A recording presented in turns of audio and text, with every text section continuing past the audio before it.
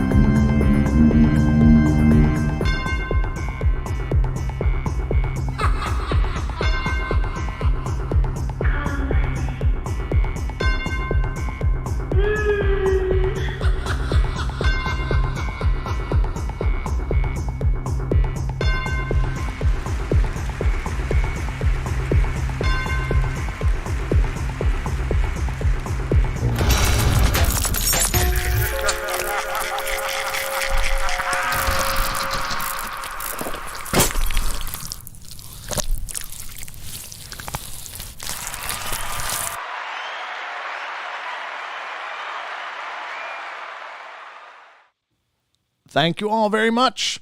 Welcome to the Paranormal Portal. I'm your host, Brent Thomas. These are our night terrors.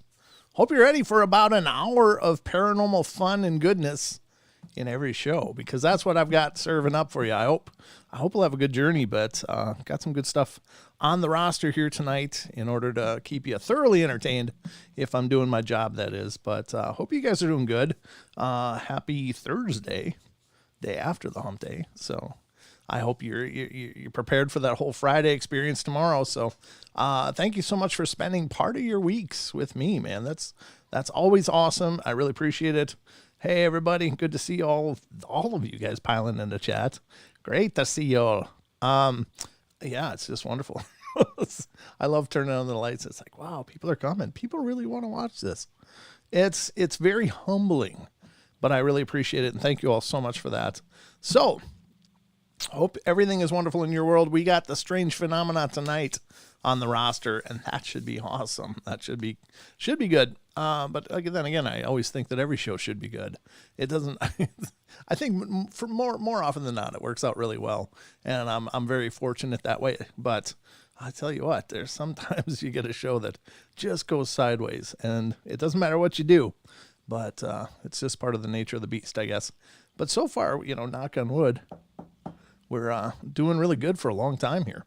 Other than the phone problems, we haven't had any problems in a long time. But I guess that's probably by virtue of doing the show for so many years now that I've got it pretty well sorted out, including an upgrade to my Portal computer, which is coming tomorrow. And that is simply an upgrade of RAM. But sometimes during the shows, you'll notice maybe a little bit of lag. Maybe you don't really notice on YouTube. I'm not sure. But I notice it here when I'm loading things up, and it's just because the computer's just working.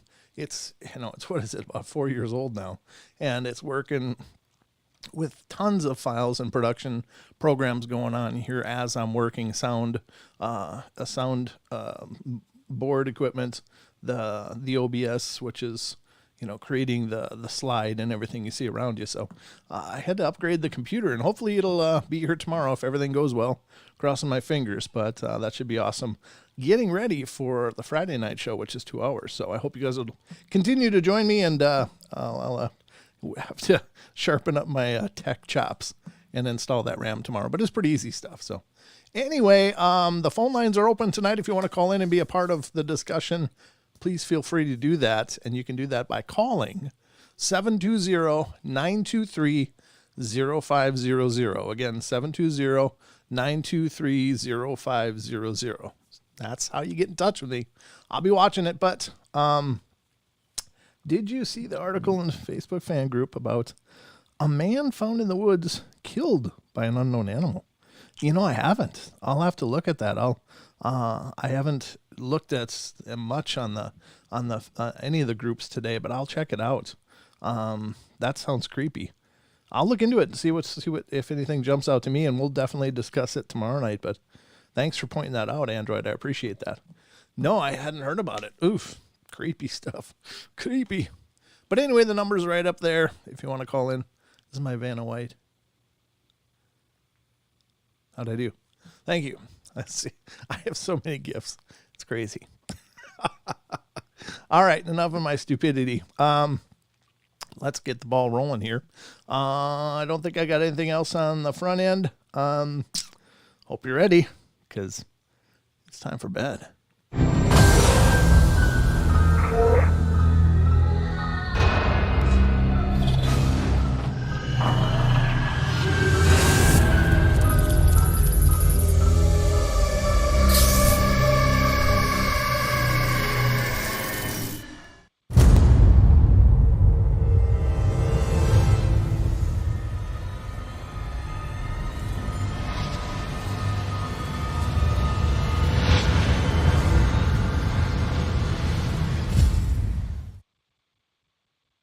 Boom. I muted myself. Kind of killed the whole effect there, but I was going boom. All right. Anyway, let's get going. First up tonight, I've got an article. It's coming from factinate.com. Factinate.com. And it doesn't open in my Brave browser because apparently Factinate wants you to get all kinds of cookies and stuff and will not open up in a blocked browser, which is unfortunate. I hope this article has all kinds of paranormal goodness because I'd open it in the regular browser. So we'll see what is going on here. This is a list of bone-chilling moments we'll never be able to explain. And I don't know, maybe we won't, but we're going to talk about them anyway.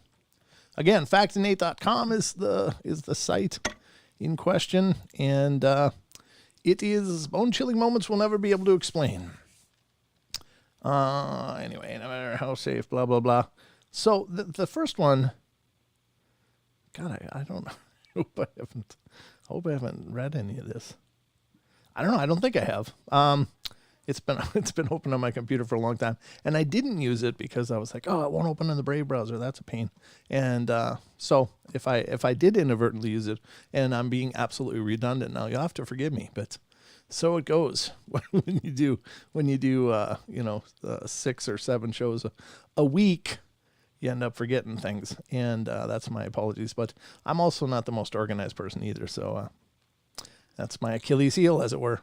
It says, my sister died in a car accident years ago. Shortly after it happened, I was at home for lunch on a work day when the phone rang.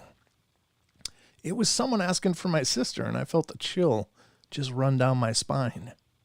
The thing was, everyone we knew was aware of her passing, so who could possibly be asking for her? The man on the other end of the line identified himself as Tom, and I explained the situation, and the call ended. But a couple of days later, I mentioned the call to my sister's best friend, and she went white as a sheet, and her response chilled me to the bone. She told me that Tom had also been killed in an auto accident weeks ago, so he couldn't have called. You know, that story's great if there was only one guy named Tom in the entire world. But, I'm not saying it's not true, but there's a really common name in the world, and it's Tom. And there's a lot of them out there. Is it impossible that he was going to talk about her warranty on her car or something? God only knows, but how can you be sure we're talking about the same person here? And that to me is a bit of a stretch. I don't know. Just my 2 cents on it, but I get a microphone, so you get those too for free. Absolutely free. But that's my opinion on that. Could be it was a ghostly phone call, but it could be that it was just another guy named Tom, and it was a tough break for him. Unless he gave the last name too, and it was the same last name as well. Yeah, that'd be a little more spooky. But to just identify yourself as Tom, that's almost like a fourth of the population for males. It seems like, anyway. But anyway, no offense to any Toms out there. For what it's worth, I love the name Tom, but All right, so this one is New Mummy. My little girl is 3. We've always had creepy incidents, but a few weeks back, things hit on a whole new level.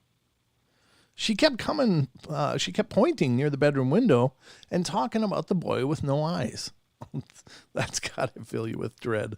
Oh, horrible. And she said he was crying because he wanted me to be his mom. All right, that's creepy. There's no question kids pick up on this stuff generally much quicker than adults do, for the most part. It's not exclusively so. There are some very aware and awake people when it comes to spiritual energies and stuff, but generally kids just don't have the layers and filters that we have developed throughout our lives, and they're pretty much wide open to every experience going on. And I think that includes visually. I think that the visual acuity of kids is much more than us as adults. And maybe that's by virtue of, like we've covered on the show, we covered a show that talked about superpowers around the world, and what they were basically, they were these adaptations that certain populations of our societies around the globe have, that may be unique to their area, or at least were capitalized. Maybe it's a natural gift that everyone has, but certain societies tended to really work to bring those out and to cement them. And one of the things that we covered was this bunch of people, and I think it was Malaysia, but I might be wrong. This village in Malaysia where the children can see underwater just as well as they can see above water. And what it was is basically the lenses on their eyes were still softer when they were young. And so they were able to, by some way, to flex their eyes in order to make the lenses recurve and to be able to see absolutely perfectly underwater. And what they found was that ability would fade out with age, that they couldn't do it after a certain point. And that goes hand in hand with the hardening of the lenses in the eyes. And, when the eyes are at their position or whatever, that they're, maybe it's towards puberty or whatever, that things start changing again. So could that be that softening of the lens? Could that also be a reason that some kids are able to see things that the adults can't? It's kind of a it's a real big guess for me. I'm just guessing here, but I've often wondered why when they're kids, and why do they lose that when they're adults? Well, it could be also that the pineal gland, which is located in your brain, it's often called the third eye, is more flexible and receiving much more at a younger age, and doesn't really calcify until you get really disappointed in life or whatever. I'm just kidding, but it doesn't harden up and become brutal. So I don't know. But just a theory.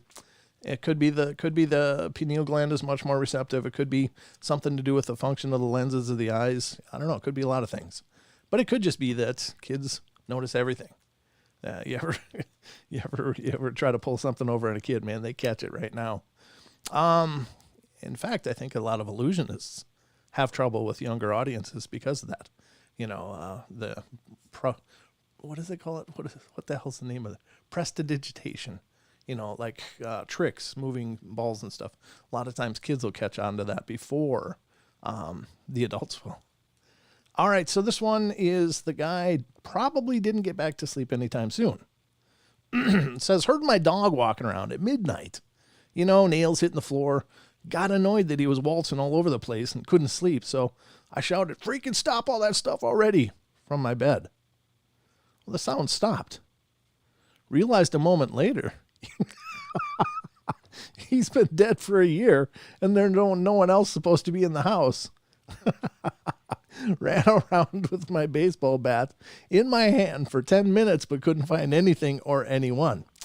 Here's the thing, and this brings me to a more personal story. It was actually, I got a message from my mom, and she had a dog. It was a Bashan, and passed away just recently. My mom and this dog were very close, but it was really, for the most part, it was my dad's dog for the longest time. But, when my dad passed, mom and the dog had really, really great relationship and did everything together, whatever. But the dog had passed away, and Mom just messaged me the other night and said, I heard Sophie. I was like, really? What happened? And she told me that every time, the dog's name was Sophie, obviously, every time Sophie wanted to be noticed, like, hey, I got to go use the bathroom, let's go, she would stand in front of my mom, look at her, and flap her head, like, the thing, like shaking out her ears kind of thing. And my mom would notice, and then that was their deal. That was their signal. And Mom was like, I just heard it just now. And I'm like, oh, how cool is that? So how neat is that? So maybe what this guy was hearing was the fact that his dog is still there, still a part of his world. I think it's funny, though.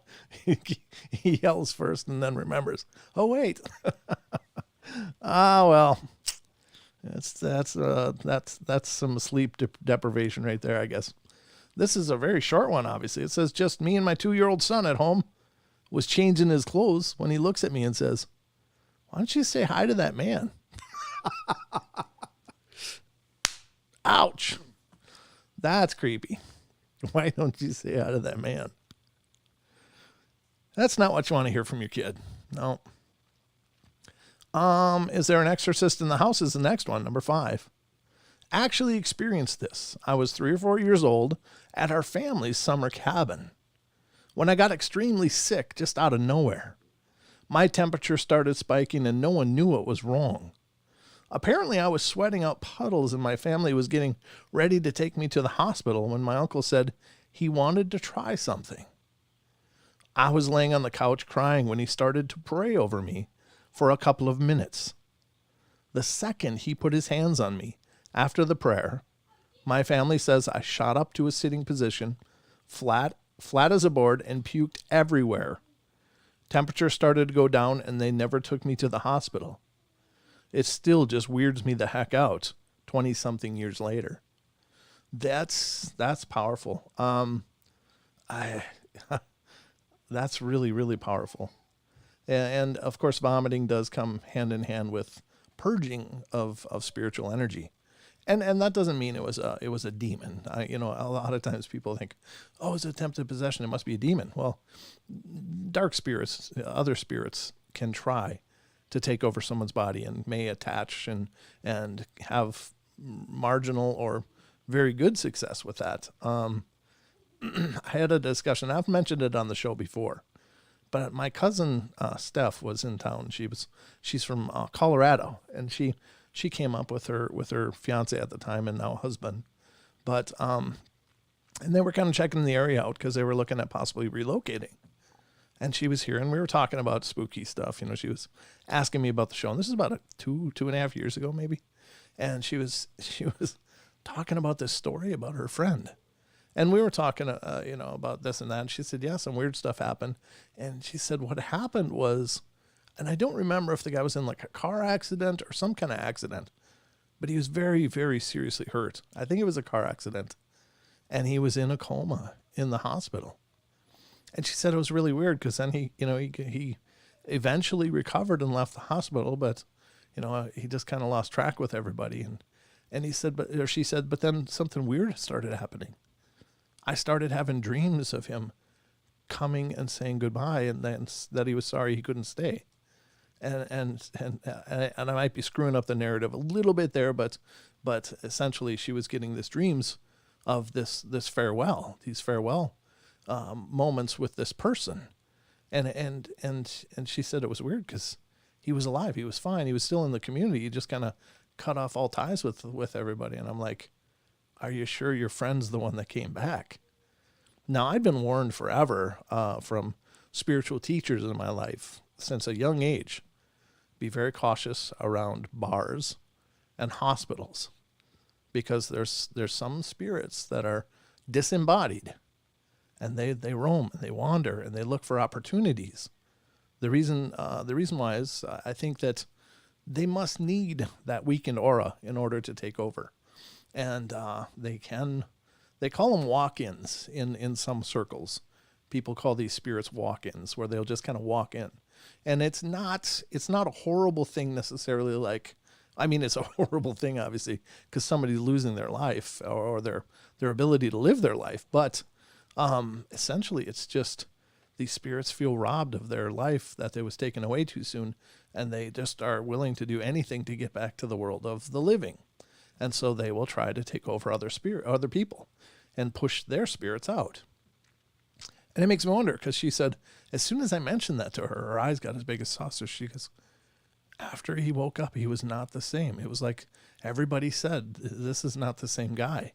And he cut off all of his ties with all of his close-knit group of friends and just left everything behind. So could that be? Maybe. I'm just throwing ideas out there, but, that's really weird. So in this case, this little boy could have had some kind of walk-in try to happen. And that's spooky stuff. Very, very spooky stuff. This one's called You Want a Hangman. My son stared at the corner and said, why is that man watching us? And why is his head like this? And then he turned his head at a sharp angle, similar to how a hanging victim would look. Oops.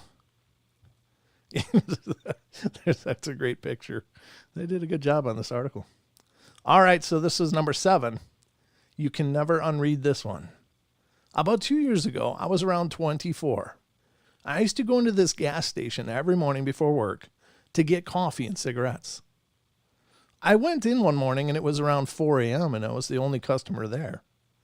The cashier was a young white male that I had seen many times before. But this gas station seemed to have a high turnover rate because it seemed like there would be a new employee I'd never seen before working at least once a week.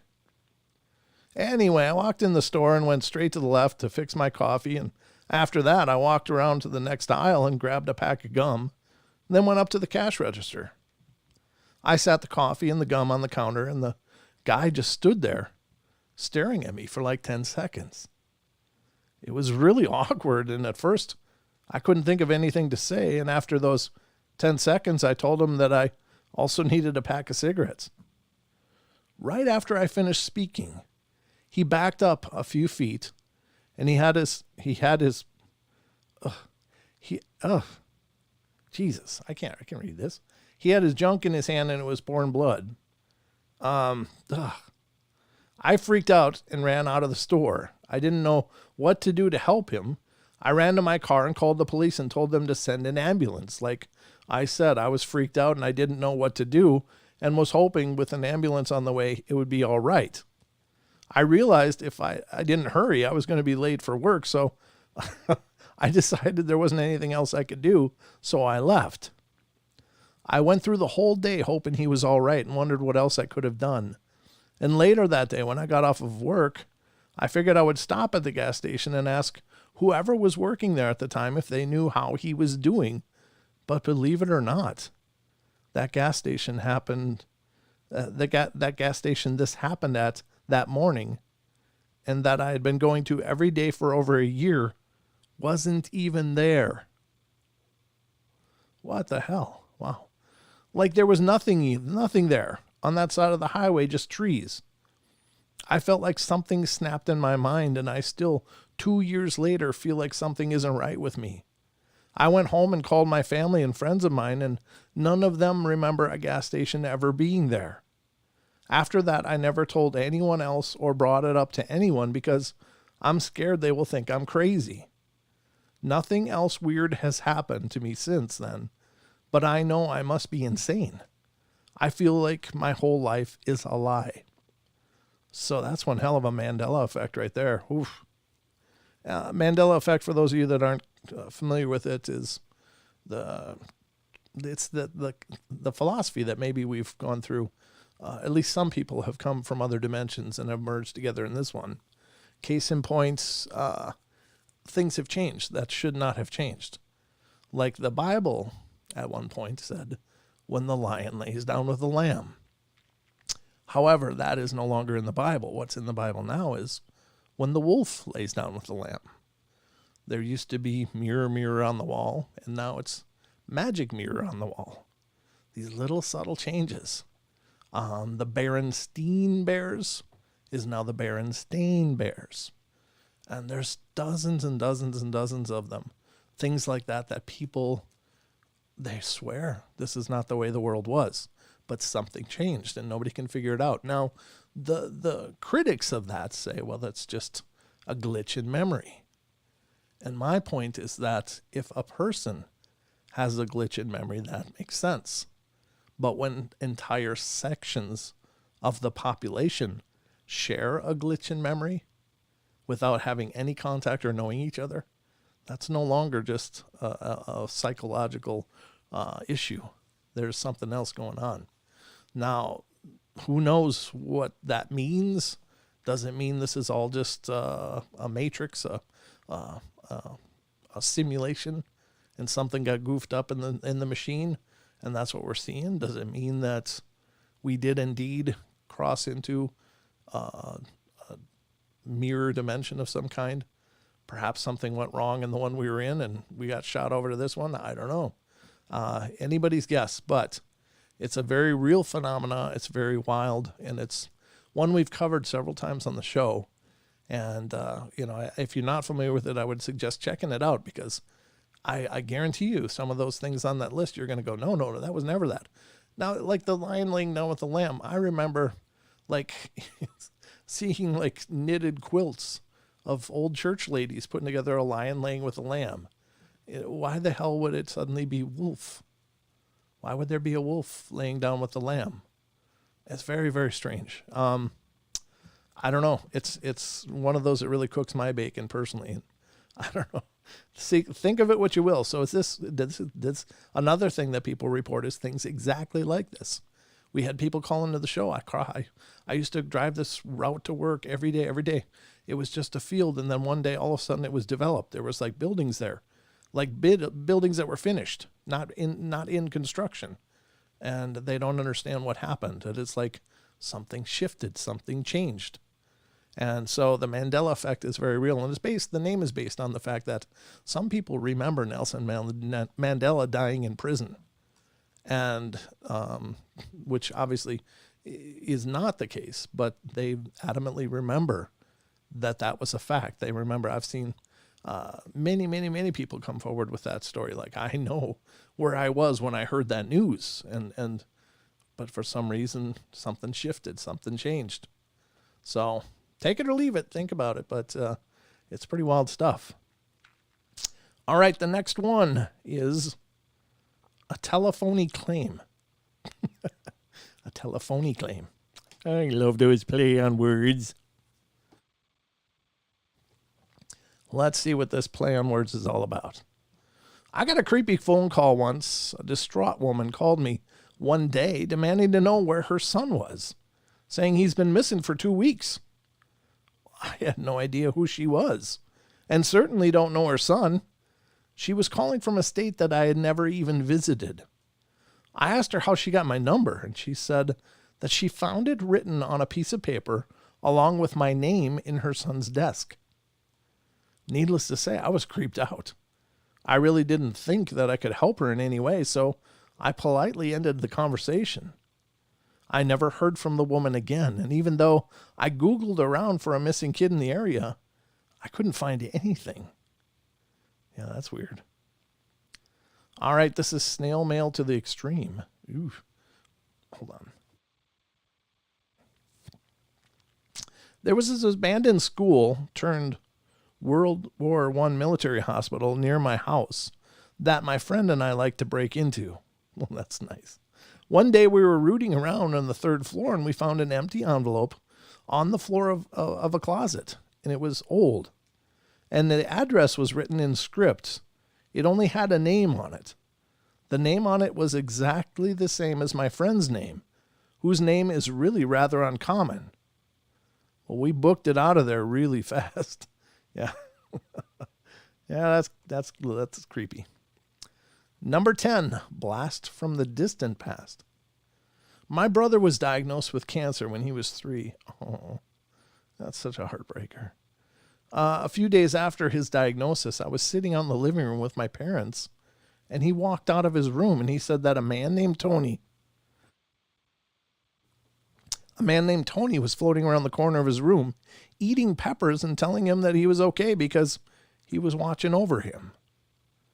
Tony was my dad's grandfather's name, who died before we were born. It turns out he loved eating peppers. It was really strange, as my dad never really talked about him, especially nothing detailed like eating peppers. My parents freaked out a little bit. Oh, that's so sweet, though. I mean, if you've got an ancestor watching over you, that's a beautiful thing. And I think we probably all do, but to have such an amazing confirmation like that, that's beautiful. Sorry, I had to cough a bit. Okay, number 11, saw you drop my Game Boy.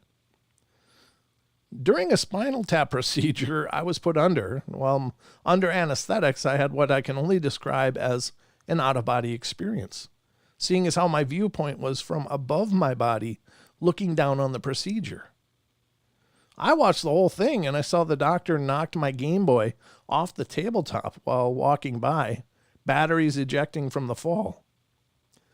One fell in sight, and he picked it up, but the other was next to the front left wheel under the bed out of his view, but not mine. I woke up groggy and told him where the other battery was, and he was shocked when he found it there, and to this day, it still weirds me out. Wow. That's pretty cool. Wonder what the doctor thought. Yeah, he's sitting there watching. Glad we didn't talk any dirt about him. No. All right, so this one's an eerie phone call. My uncle works for emergency dispatch in my town, and he recently told my family of the weirdest call he's ever gotten. He says he had received a call from a landline one night, and when he answered it, there was only static on the other end. Well, this happened 2 more times, and finally, he calls a squad to go check out the address from the caller ID. When the cops get there and walked into the house, they immediately saw there was a dead body. The person had been dead for 5 months. The craziest part about it was there was no electricity or any other utility working. So there is no way that he should have been able to get those calls into dispatch. But if they hadn't, who knows how long the person's body would have stayed there. Yeah, I'm sure at that point, any of the liquidy stuff would have been long dried up. Wow. All right, number 13 is Secret Admirer. This actually has a ton of stuff. I guess we got a lot of material for tomorrow night, too. This happened when I was 17, and I was walking past the bus stop, and there was a car there waiting. Excuse me. As soon as I got there, the man in the car rolled down his window, pulled up to me, and said, "Hey, I know you. Let me give you a ride." He was literally the most ordinary-looking guy ever, so I thought it was possible I knew him because I met a lot of people in my church, and that's the only reason I engaged him.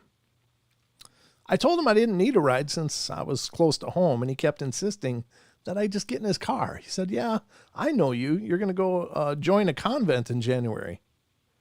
Well, I was weirded out by this because it was true. But I was growing more and more certain I didn't know him. So I asked him where we met, and he said, "I met you in the grocery store. You were buying food for your daddy." I immediately started walking away, and he called my mom because I don't have a dad. He got really pissed off and drove away really fast. I never saw him again.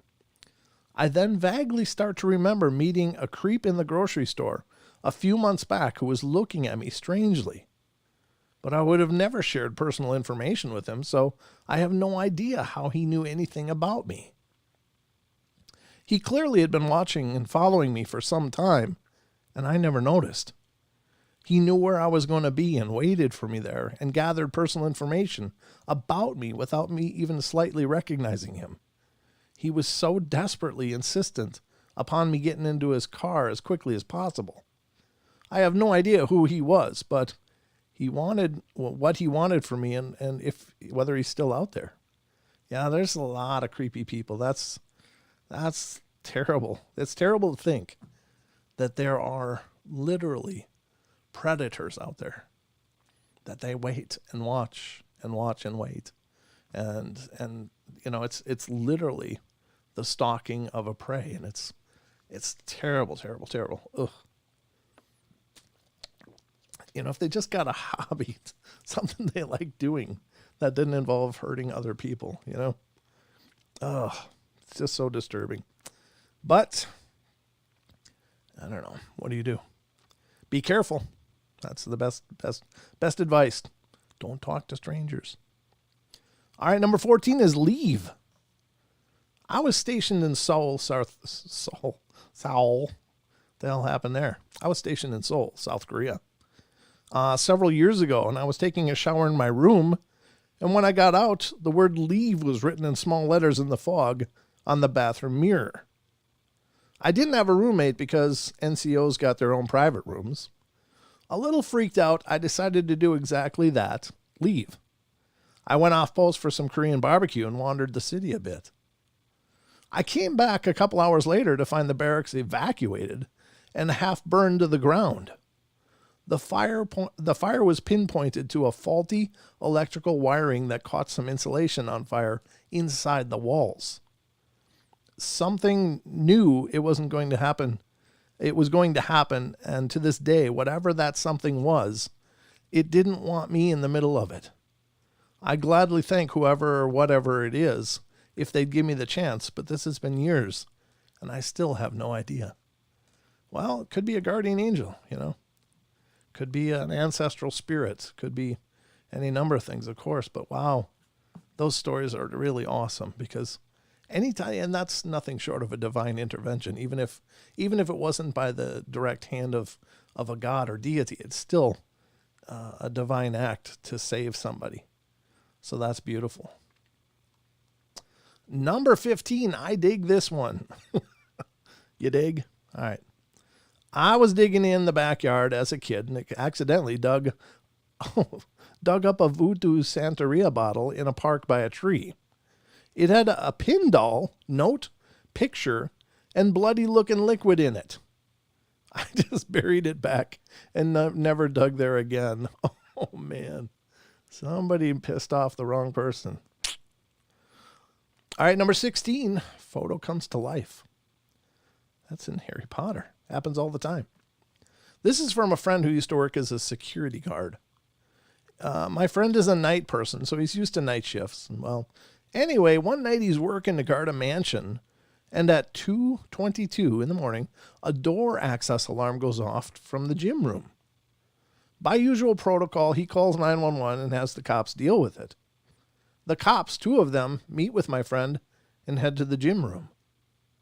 A short while later, the cops start yelling at my friend how prank calls are a serious offense and he shouldn't waste their time. My friend is flabbergasted by the cops' reaction and asks what's wrong, and one of the cops says that an old lady told them that she was in the house for a long time. My friend doesn't understand what lady they're talking about since there's no one at that mansion. Wow. Wow. Excuse me. It says the owners left on a cruise for a month or so. They stopped to stare at each other in silence and then head inside the mansion. My friend swears to me it's true. They go inside, and right in the entry hall you can see the painting of the old lady. The cops turn white and leave. My friend, confused by what happened, just nopes out of there the moment he's finished his shift. Apparently that was the painting of the current owner's great-grandmother. Wow. Oof. Yeah, you can't unsee that kind of stuff. This one's from above, number 17. My little sister was about 3 years old, and we were getting ready to go to our uncle's house for dinner. She was being really fussy and didn't want to get changed, so my dad asked her, "Do you want to go to Uncle Dan's house?" She then responds saying, "No, I don't like the man in the ceiling." We thought it was an odd thing to say, but we didn't give it much thought. A few years later, we were helping my uncle sell the house, and it came out that someone had died by suicide in the attic in the 90s. Oh, yeah, it's hard. Those little kids, man, they see so much. God, it was just tonight. Had a weird thing happen.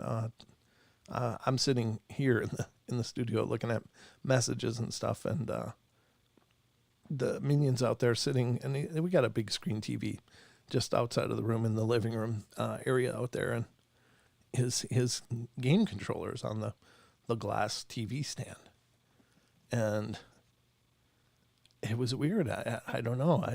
I don't know what happened for sure, but I mean I know what happened for sure because I actually saw it. I was kind of looking this way and I could see it, and all of a sudden his game controller fell off the TV stand. Now I could see my son's arms were nowhere near it. There was no cords near him or anything. He was just sitting there. And I was like, what happened? He goes, I don't know. Poor guy. And I'm like, did you do that? He goes, no. I'm like, oh, okay. I said, does it scare you? He goes, no. I'm like, oh. I was, I don't know. It's weird things happen. And I really appreciate that doesn't seem overly affected by them. When he was little, he did. When he was really little, but I don't know. He just seems to be handling that pretty well. Now, truth be known, we just had a death in the family yesterday. My uncle passed away, and it's very sad, and it's kind of pretty heavy. This is somebody that was a big part of my life during my younger years, and it's tough. And maybe that was a visit. Maybe that was him stopping by or something. I don't know. I don't know. Just very weird, but that just happened yesterday. Or the controller thing happened today, but he just passed yesterday. So maybe he's making the rounds. I think that might be true, that after people pass, they may spend a little bit of time going around and visiting the loved ones and the people they were important in their lives, and as a way of saying goodbye. And so, I don't know. Very wild experience, though. I had almost forgotten about that just because he was okay with it. And once I knew he was okay, like he didn't feel fear and wasn't upset, then it was like, okay, well, good, okay. Because you don't want your child living in fear, but strange experience all the same. But I actually saw it happen too. I wasn't actually looking directly at it, but it was still in my field of view, and I saw it just move and clunk on the floor, and he just was sitting there and looked down. It's like, oops. Okay. Continuing on. Don't miss the forest for the trees. How are we doing for time? Yeah, we're good. We're good. It says, I get insomnia. It was one of those nights, and I was sitting out in the back porch at about 4 a.m., smoking a cigarette. It was one of those eerie nights where there is absolutely no breeze and just completely quiet out. We have woods behind our house, and as I was just sitting there, I see this person making his way through the trees. I don't mean just walking around.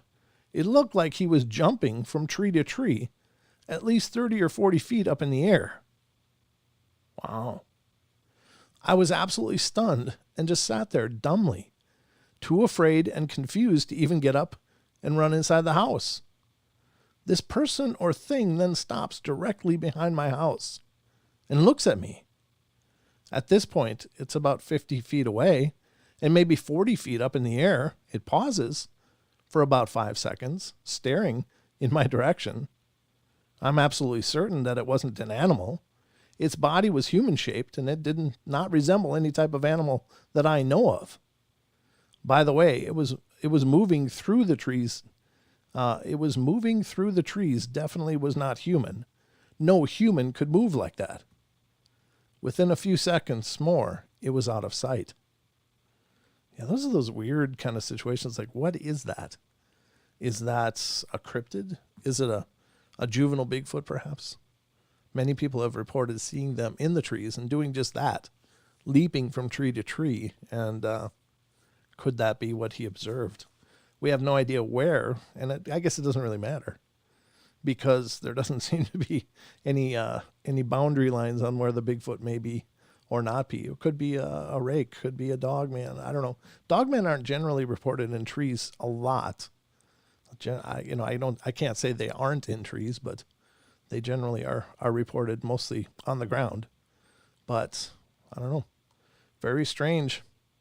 What was this? Knock, knock is the next one. I was sitting in the living room with my family watching television. My sister got up to use the bathroom and we heard her yell, "Stop! You guys are annoying. What the heck?" When she got out of the bathroom, she said, "Why do you guys keep banging on the door?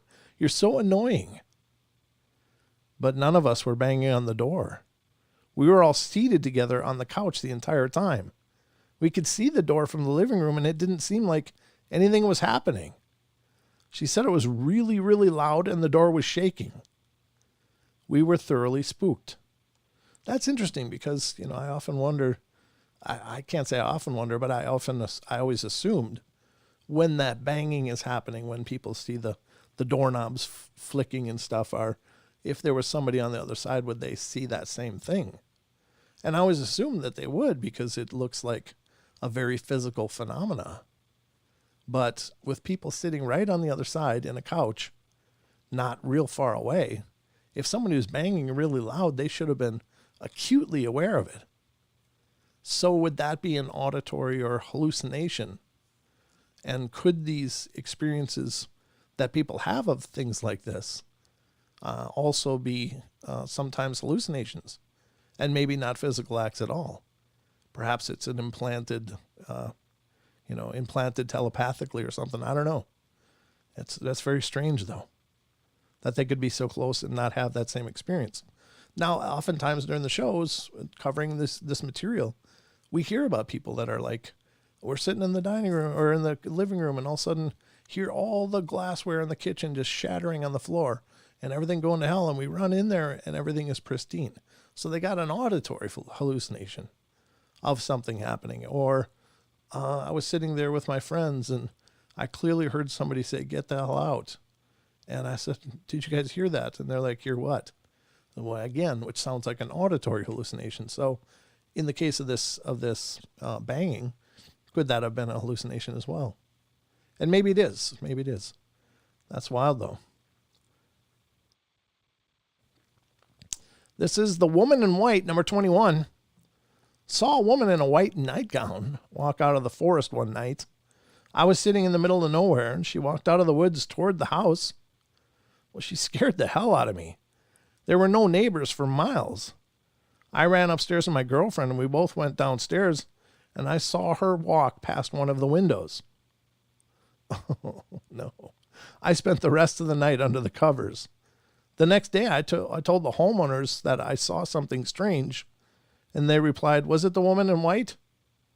They told me they have seen that woman for decades, sometimes inside the house. I'm still trying to figure this one out. There has to be some sort of explanation. That's weird. But it says, I told the homeowners, so were they staying? I guess they were staying at somebody else's house. Yeesh. Drama already in progress is number 22, and it says, one morning, my girlfriend and I went to 7-Eleven to buy his bus tickets, and right when we were about to pay the cashier, a ratchet-looking man barges out of the bathroom, covered in blood from head to toe with bloodshot eyes. He swiftly walks to my side and yells at the cashier, shouting, "You can keep this!" And he violently threw a pack of Skittles at the counter. The cashier then calls out saying, "Wait!" But the man ran out of the store. The cashier then shook his head and casually said, "Sorry about that." And everything went back to normal like nothing happened. I have no idea what the backstory to that was. What the hell is going on? Yeesh. I don't know. That's probably one of those you're better off not knowing. It's better just not to know. Number 23, Ghost Lullaby. My daughter Madison told me at around age 3 about Kellum, Kellum, the man with brown pants and a yellow shirt that played with her. Well, I assumed it was an imaginary friend because, well, that's what kids do. Then one day, she starts singing a song I'd never heard before. Daisy, Daisy, give me your answer due. I'm half crazy. All for the love of you. Then she'd mumble a few words and pick back up with bicycle built for two. I assumed he'd heard it from her babysitter, or she'd heard it from her babysitter, but then when I asked her about it, the babysitter tells me she thought my husband and I had taught her the song because she didn't know it either. So I asked my daughter where she'd heard that song, and she tells me Kellum taught it to me. He sings it to his baby. Eventually, Kellum faded away. Fast forward to about 5 years ago, I'm telling the story to a coworker who recognized the song as an old tune called Bicycle Built for Two. That prompted us to start looking on Ancestry.com at my property address history, and I start following rabbit holes and found out that in the 40s, a man named Callum, Callum Beasley, owned the property next to ours. He was the father of 5 children. The youngest died at age 3, and her name was Madeline. Aw. Well, I guess he's still there. That's some crazy, crazy stories, and we're going to finish up that list tomorrow night on the show because we got 2 full hours tomorrow night to go after it, but that's pretty wild stuff. I hope you guys enjoyed that. Talking about strange phenomena. We covered a whole ton of it tonight. Mandela effects, ghostly experiences, cryptids. We kind of went through the whole gambit. So I'm trying to bring you a whole buffet of love with every show. I hope you feel that love because I got love. But anyway, we still have more yet tonight. We're not done yet because, of course, we got to check out the trail cam terrors.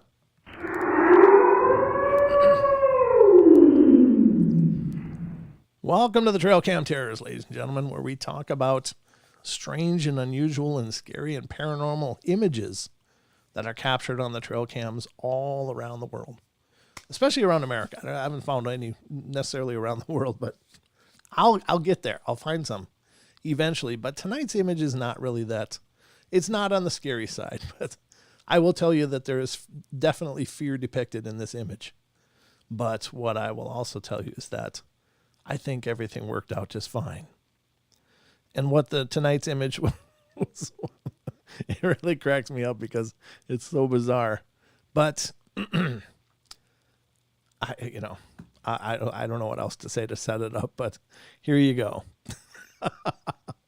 That deer is absolutely terrified. Why? There's a flying squirrel. Seems to be tormenting him or her.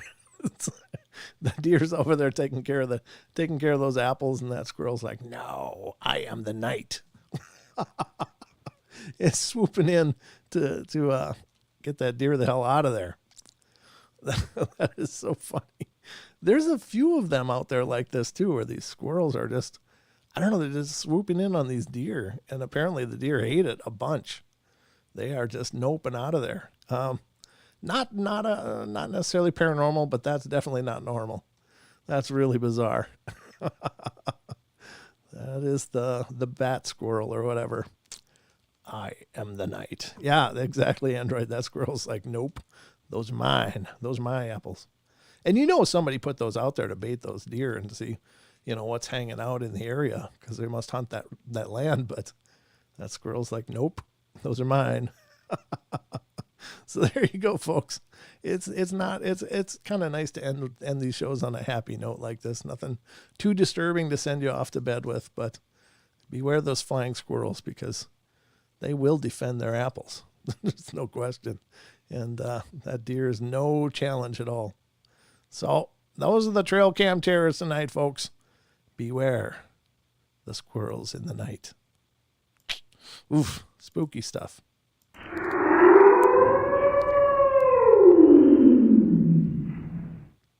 All right, folks, this has been our latest broadcast of the Night Terrors. I hope you enjoyed it.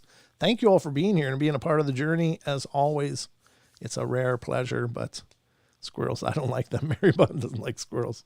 Flying squirrels, fly at night. Apparently, especially if there's apples are getting eaten, they will just go to town, and they have no fear. They are fearless. Yeah, you get a squirrel on your back and you know fear. I'll tell you what, there's a squirrel or two in the neighborhood here. Thank you, Justin. I appreciate that, brother. But it's actually a female, but she's very tame.